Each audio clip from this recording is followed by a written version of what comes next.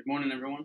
My name is Rene. My name is Rene, and today we're going to be discussing the savage and the civil. So, which is which?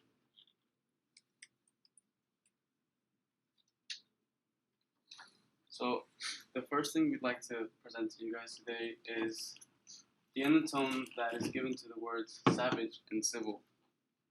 So, when many hear the word savage, they think about the wild and nature and someone or something unorganized and rather unapproachable in the sense that they're wild and unmanageable. So here we have these pictures that essentially depict what it means to be savage. So here on the left side we have Native Americans that were deemed savage by the British that colonized America. And so on the right side we have Satan, who is also seen as the main savage in biblical terms. However, when we think of the word civil, we think of someone or something that is organized and intellectually advanced. And so today we will basically examine how these words are interpreted by others and how they can be manipulated.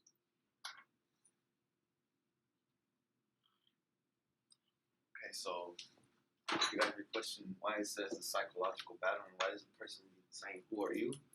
So basically, as we all might have read in Stester's class or learned about Sigmund Freud, every person has three different sets in their head. So it's like the id, the ego, and the super ego.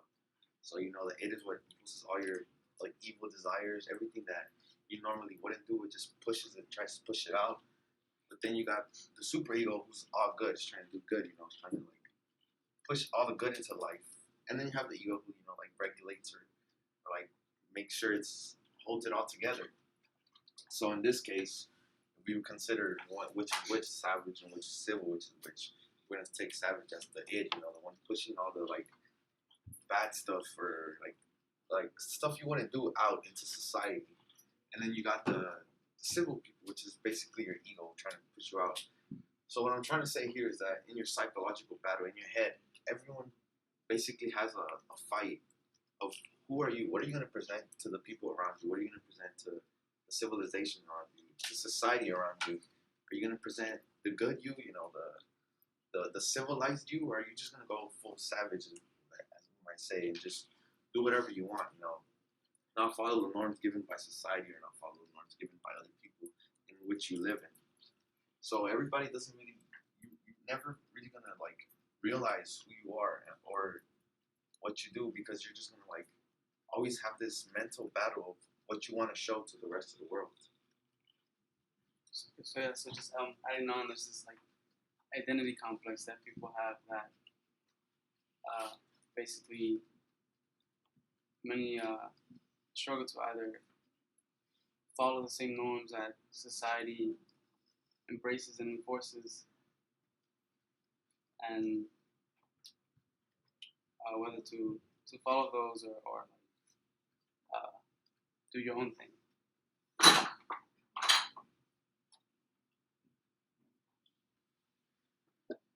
Okay, so one issue that has existed for many years is that people justify their reasoning with a critical tone, and by this I mean when labeling.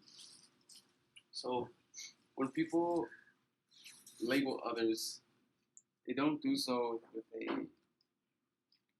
I guess we can say generous tone in terms of their intentions.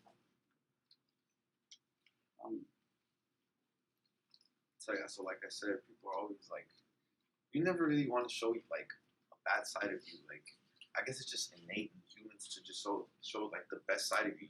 Other people, you don't want to show what's wrong with you or show your defects. You want to show what makes you different, what makes you maybe in a sense, not superior, but in a sense you're good.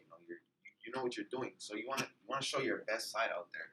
And in doing so, what do? Like you, we're trying to prove here is that people don't just like don't accept what they are. They criticize others. So like we'll show in trivia, and we're gonna show later on that there's many like complete civilizations or people that instead of like realizing who they are, they just shun others for what they're doing or for what it seems like they're doing that might be wrong. So like they point at people like this.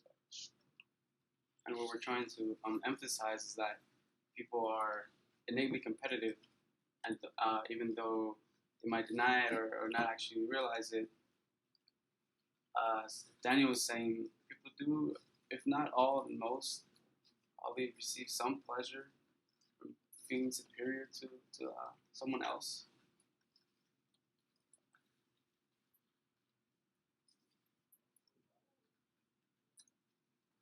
And so, inevitable manipulation. So, in an article that we read titled In the Midst of Our Sorrows, an Existential Phenomenological Analysis of Evil by Andrew T. Vink, Vink states that when one seeks shelter under God's plan, evil is transformed into something distant that we can neither understand nor positively identify through experience. And so, what he's trying to express here is that many argue that evil doesn't exist and it's all in the power of God.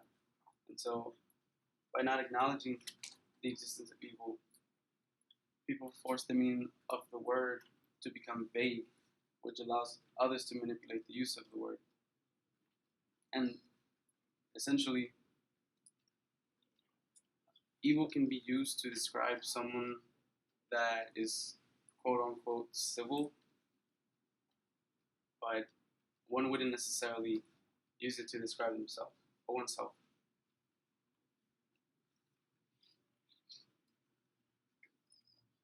So religion plays a crucial role in people's behavior. So what we mean by this is what Rene just said, how the word evil is manipulated by people because in a sense there is no such thing as evil, so the word is just manipulated by others to their own advantage. So in this case, religion is very important because religion serves as like not the barrier in a sense, but as the separation between the civil and the savage. So like if we look back into ancient civilizations, religion was always a major source of their power of the government. So like everything ran on like their belief in God. If we look back at the ancient Mayans, ancient Incas, Aztecs, they all had their own religious beliefs that basically like influenced them into doing stuff.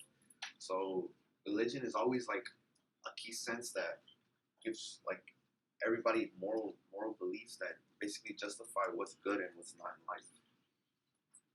Another point is that although many might deny it or fail to acknowledge it, we feel that religion has a major influence on everyone.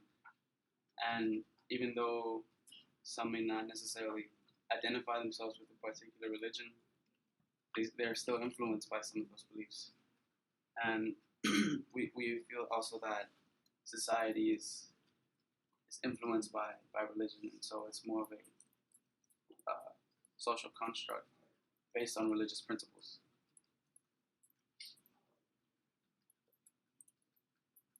So the West is not the best. So this is one of the examples of everything that we're discussing overall. So everything from the term savage and civil to the way like it's like used as a critical like tone, it's pointed to other people. So basically this is just trying to prove the West is not the best. So not to seem unpatriotic, but we'll explain.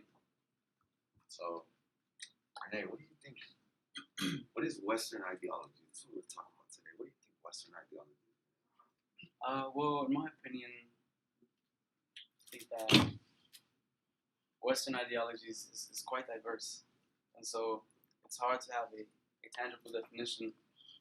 And for that reason, it can be expressed and interpreted in many ways. But it's quite complex. So, in this case, as you guys saw, the United States flag, we're going to talk about the United States and the term savagery. So, we read an article, or like an extensive article by Robert L. Ivy, that's called "Savagery and Democracy's Empire." So, when we think of America, we think of the greatest nation in the world, in a sense. So, if I may ask, why do people categorize America as the greatest nation in the world? Some say because of the diverse population. There are many things, like you mentioned, diverse. We're a very diverse country. We're very technologically advanced. Some may say we have the most powerful army. What does that mean? Why do you ask? Because, Rene, if we read here, Ivy stated that American empire has become a unifying project in globalizing the world economy and democratizing all nations in order to secure universal peace and thus the end of history. So basically what this is stating is that the United States is like the sheriff. There's a sheriff in town. And it's the sheriff of the world. It's like the police that is trying to control and make sure that savagery and like all this evil stuff that causes chaos in the world is like exterminated so we can have peace. And their ultimate goal is to democratize the world and bring democracy, because that's what we stand for.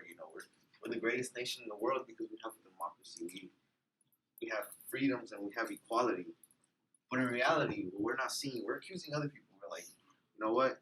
All of you guys are savages. As you see here, it says the world was either with democratic America or with the dark forces of savagery. So the United States is basically, accusing other countries, you guys are savage. What are you guys doing? This is wrong. World War II, boom.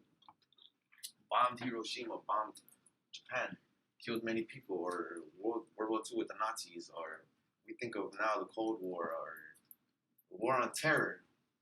We're doing all this stuff because of our democratic beliefs and because we want to end all dark forces of savagery and destroy anything that might bring evil into the world. So what we're saying now is that if we see this last quote, it says that basically this is going to explain that in your own mindset, in the American ideology, that's what we're talking about. America, in their search for power and in their search for bringing freedom and democracy and peace to the world, in reality, are we really being the civil nation that we want to be, or are we fighting savagery, or are we embracing it ourselves? So this quote says the bombing of cities was portrayed as a process of surgical destruction administered by cool-headed Americans. This was an image of war rendered benign and a sense of power inflated into a technological arrogance that culminated in the atomic extermination of Japanese treachery and savagery. So this is in relation to World War II.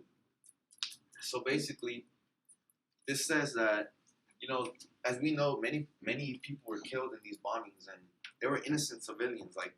They had nothing to do with the war. Maybe they supported it, but why did they support it? Because it's their country. They're gonna defend it no matter what, even if they're not gonna see what's wrong with them. They're gonna see their own psychological view of their country. They're gonna see that this is where their ancestry comes from. This is where all their family comes from. So basically, what we're doing is we're killing all these innocent people. We're doing all this stuff, and this is benign to us. This is a good thing because we're spreading democracy. But that doesn't matter because in reality, we don't see what reality is going on. We don't see that we're doing all this stuff that we're calling other people savages for doing this, but in reality, we're doing it ourselves. By this, we're attempting to bring about the question to what extent can savagery and civil be, identified and expressed, and also because people and countries as well seem to protect themselves and begin wars in this instance and justify it as adequate and necessary. Does that actually mean that we and others are civil? And why do we feel the need to call ourselves civil but label others as evil?